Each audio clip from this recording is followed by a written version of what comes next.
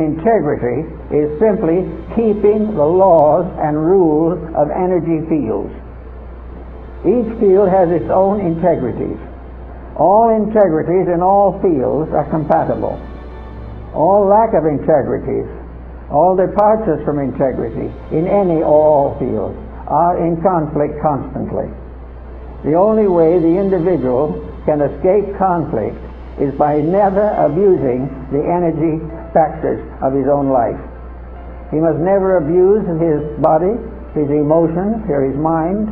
He must never permit himself to develop attitudes that are incompatible with the integrities which nature has bestowed. The magnetic fields are absolutely honest. There is no possible way of making them dishonest.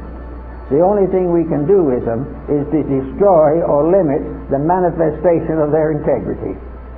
If we break the rule, we lose the benefit of that particular energy. When we lose that benefit, we then say that evil has come to us. But it is not an evil thing that has come to us.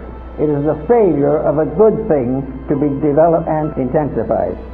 Now, the elementary fields, the magnetic fields, are also in a state of constant evolution.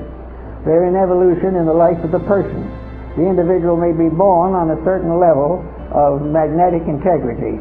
If he becomes a better person, he strengthens these values in himself, because actually it is all a matter of gradually strengthening the perfection of an energy resource.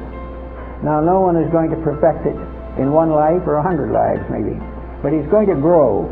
And the more integrity grows, the more rapidly the individual becomes harmoniously adjusted to the principle of life to which he belongs.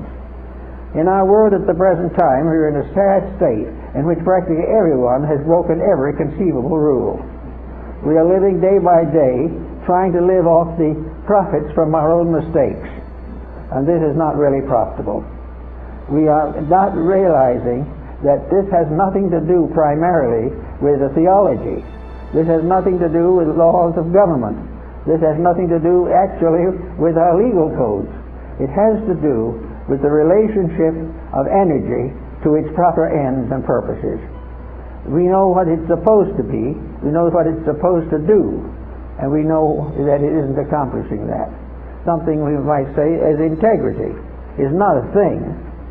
It is simply an attitude. It is an approach to a thing. But this is not really true. Integrity is also a magnetic field. Everything is. Sorrow is a magnetic field. Ocean water is a magnetic field. Everything that has an existence has a magnetic field.